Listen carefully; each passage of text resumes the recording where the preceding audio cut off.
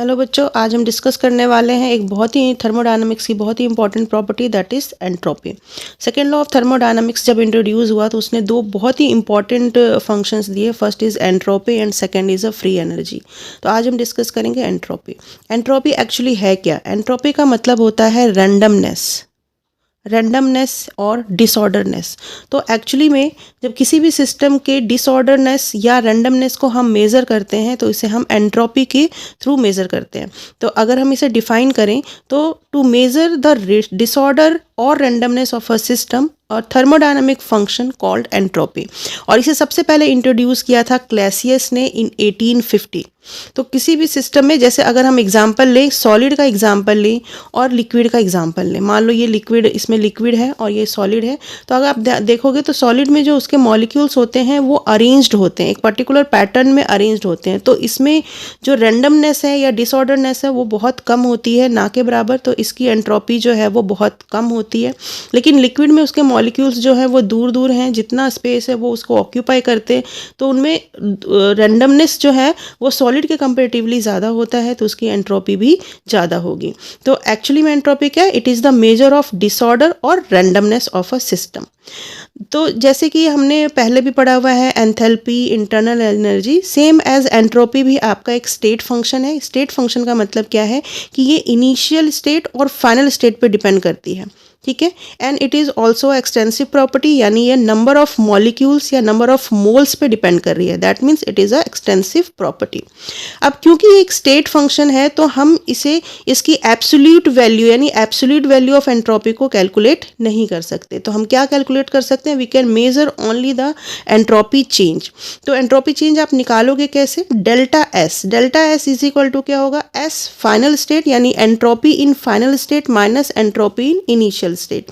तो अगर हम केमिकल रिएक्शन की बात करें तो केमिकल रिएक्शन में डेल्टा एस की वैल्यू क्या होगी? Entropy of product minus entropy of reactant, यानी S2 माइनस S1। तो हम कभी भी एब्सोल्यूट वैल्यू एंट्रोपी की नहीं निकाल सकते, हम सिर्फ उसमें चेंज को डिटरमाइन कर सकते हैं, यानी डेल्टा एस की वैल्यू डिटरमाइन कर सकते हैं।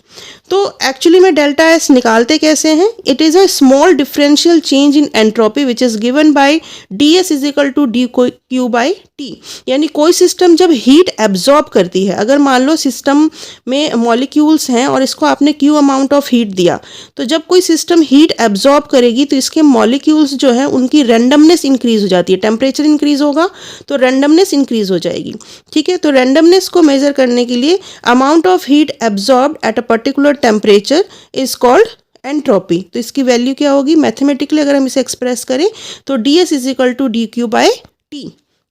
For a finite change, for a reversible process के लिए एंट्रोपी चेंज की वैल्यू होती है delta S is equal to Q reversible by T, यानी पर डिग्री कितना हीट एब्जॉर्ब हुआ, that is the change in entropy. So we can explain this. The change in entropy delta S may be defined as the equal of the heat absorbed reversibly by the system divided by the temperature in Kelvin at which the heat is being absorbed. यानी कितना heat absorbed हुआ per degree temperature, per degree Celsius या kelvin, that is equal to the entropy change. तो delta S की value है that is Q reversible by T. और इसकी unit क्या होगी? अगर हम SI में देखें तो SI में इसकी यूनिट होगी जूल पर केल्विन पर मोल एंड CGS में इसकी यूनिट होगी कैलोरी पर केल्विन पर मोल, ठीक है। Now the physical significance of entropy. Physical significance क्या है एंट्रोपी की? तो हमें जैसे पता लग गया है कि entropy is a measure of randomness और disorder of system. So greater is the randomness, higher will be the entropy. जितनी ज़्यादा रैंडमनेस होगी एंट्रोपी उतनी ही ज़्यादा होगी। जैसे अगर हम एग्जांपल लें सॉलिड, लिक्विड और गैस का, तो सॉलिड में क्योंकि मॉलिक्यूल्स पर्टिकुलर अरेंजमेंट में होते हैं तो उसकी एंट्रोपी सबसे कम होगी। उससे ज़्यादा एंट्रोपी होगी लिक्विड की और सबसे ज़्यादा एंट्रोपी होगी गैसियस की, क्योंकि गैस की जो मॉलिक्यूल्स होते हैं वो काफ़ी दूर दूर होते हैं और जैसे ही आप उसे हीट प्रोवाइड करोगे उनकी रैंडमनेस बहुत ज़्यादा बढ़ जाएगी। तो सबसे कम होगी एंट्रोपी सॉलिड की और सबसे ज़्यादा होगी गैस की। सेकेंड सिग्निफिकेंस क्या है, entropy and spontaneity of a process. Actually में एंट्रोपी जो है वो स्पॉन्टेनिटी को डिफाइन करता है कि कोई भी प्रोसेस स्पॉन्टेनियस होगा या नहीं होगा। जैसे फॉर अ आइसोलेटेड सिस्टम, अब आइसोलेटेड सिस्टम क्या है, ऐसा सिस्टम जिसमें ना ही एनर्जी और ना ही मैटर का एक्सचेंज होता है, विच नाइदर एक्सचेंज मैटर और नॉर एनर्जी। तो ऐसे सिस्टम में for the spontaneous process occurring in isolated system the entropy change of the system is positive, यानी isolated system के लिए जो डेल्टा एस है is always greater than 0, उसकी वैल्यू जो है हमेशा 0 से ज़्यादा होगी यानी पॉजिटिव होगी। For open and close system, open and close system के लिए क्या होगा कि such system involves exchange of matter and energy both. Open और क्लोज सिस्टम में मैटर और एनर्जी दोनों का ही एक्सचेंज होता है। तो इस केस में टोटल एंट्रोपी चेंज क्या होगा, delta S total is equal to system की एंट्रोपी चेंज प्लस सराउंडिंग का entropy change. Delta S system plus surrounding that is equal to entropy change for the universe and it is always greater than 0, यानी for spontaneous process delta S की value जो है, delta S total value always be greater than 0 और always be positive. तो open और close system के लिए भी एंट्रोपी चेंज हमेशा पॉजिटिव होगी। किस केस में, स्पॉन्टेनियस प्रोसेस के लिए, यानी जो प्रोसेस नेचुरली अकरिंग है, स्पॉन्टेनियस है, उनकी एंट्रोपी जो है वो हमेशा पॉजिटिव होगी। ठीक है, तो अगर हम कंक्लूजन देखें, फिजिकल सिग्निफिकेंस देखें, तो अगर डेल्टा एस की वैल्यू पॉजिटिव आ रही है या ग्रेटर देन 0 है तो वो प्रोसेस जो है वो इरिवर्सिबल होगा और स्पॉन्टेनियस होगा। तो हर स्पॉन्टेनियस प्रोसेस और इरिवर्सिबल प्रोसेस के एंट्रोपी एंट्रोपी चेंज जो है वो ऑलवेज भी पॉजिटिव होगा, हमेशा पॉजिटिव होगा। अगर डेल्टा एस की टोटल वैल्यू 0 है यानी टोटल एंट्रोपी चेंज 0 हो रही है, इसका मतलब जो प्रोसेस है हमारा वो इक्विलिब्रियम में है और रिवर्सिबल है। ठीक है, तो इक्विलिब्रियम प्रोसेस और रिवर्सिबल प्रोसेस के लिए टोटल एंट्रोपी चेंज हमेशा 0 होता है, यानी कोई चेंज नहीं होता। बट अगर entropy change, total entropy change जो है वो नेगेटिव है या लेस देन 0 है, तो उस केस में हमारा जो प्रोसेस है वो नॉन स्पॉन्टेनियस है, वो स्पॉन्टेनिटी को मेंटेन नहीं कर रहा है। तो there is a 3 basic significance, delta is positive then process is spontaneous और इरिवर्सिबल। अगर डेल्टा एस टोटल 0 है तो रिएक्शन जो होगा वो इक्विलिब्रियम में होगा और रिवर्सिबल होगा, और अगर डेल्टा एस की वैल्यू नेगेटिव है तो वो नॉन स्पॉन्टेनियस होगा। इसी में हम इस चीज़ को अब डेरिवेशन के थ्रू प्रूफ करेंगे। जैसे फर्स्ट है entropy change in reversible and irreversible process. तो सबसे पहले हम देखेंगे एंट्रोपी चेंज इन रिवर्सिबल प्रोसेस। तो रिवर्सिबल प्रोसेस में एंट्रोपी चेंज हमने क्या पढ़ा है कि इट इज ऑलवेज बी 0। तो वो कैसे होगा, देखो suppose in an isothermal and reversible process, मान लो हमारा कोई आइसोथर्मल और रिवर्सिबल प्रोसेस है, तो system Q amount of heat absorb कर रहा है, कहाँ से, सराउंडिंग से, एट टेम्परेचर T। यानी किसी आइसोथर्मल और रिवर्सिबल प्रोसेस में system Q amount of heat absorb कर रहा है सराउंडिंग से एक पर्टिकुलर टेम्परेचर पे। तो इसकी वजह से क्या होगा, system amount of heat absorb कर रहा है तो सिस्टम की एंट्रोपी बढ़ जाएगी। तो सिस्टम की एंट्रोपी को हम कैसे लिख सकते हैं, delta S system is equal to Q reversible by T. क्योंकि एंट्रोपी इंक्रीज हो रही है तो हम इसे पॉजिटिव भी लिख सकते हैं, आप पॉजिटिव ना भी लिखो तो भी चलेगा, दैट इज, इसको हम इक्वेशन नंबर 1 कर दें।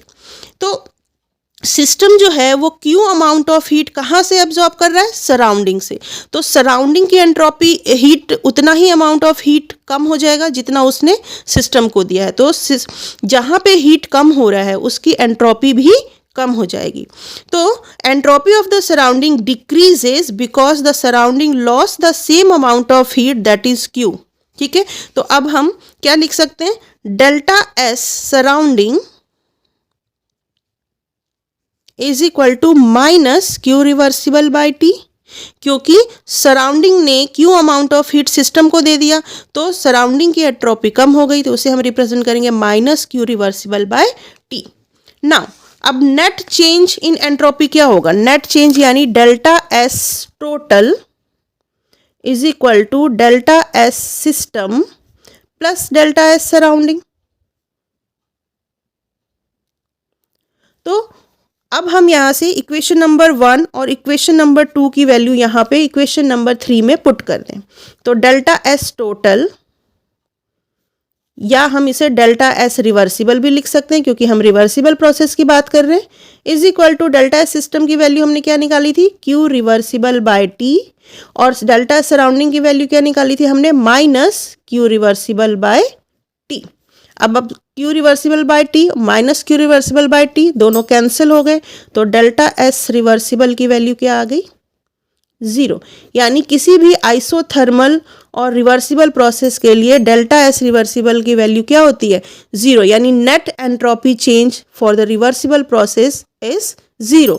तो हम यहाँ पे लिख सकते हैं, this means that a reversible isothermal process there is no net change in entropy. Entropy में कोई चेंज नहीं होता, यानी डेल्टा एस रिवर्सिबल की वैल्यू 0 आएगी।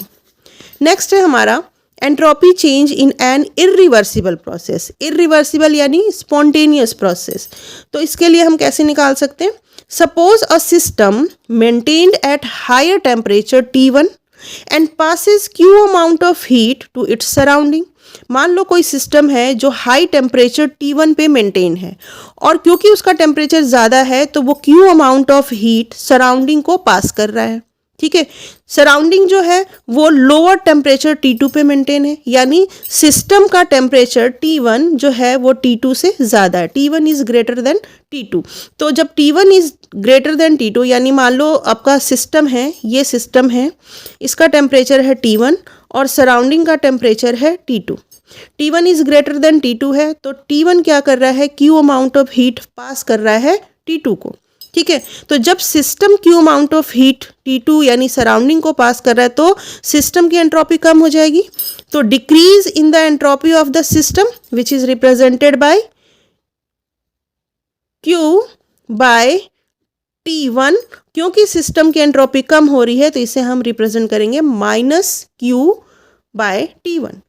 और ये सराउंडिंग को क्यू अमाउंट हीट पास कर रहा है तो सराउंडिंग का एंट्रोपी इंक्रीज कर जाएगी, तो उसे हम रिप्रेजेंट करेंगे प्लस Q अपॉन T2, ठीक है। तो नेट चेंज इन एंट्रोपी को कैसे लिखेंगे, delta S total is equal to delta S system plus delta S surrounding,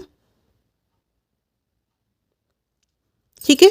तो डेल्टा एस की वैल्यू, सिस्टम की वैल्यू क्या निकाली हमने, minus Q T1 plus surrounding की वैल्यू क्या है, की Q अपॉन T2, ठीक है।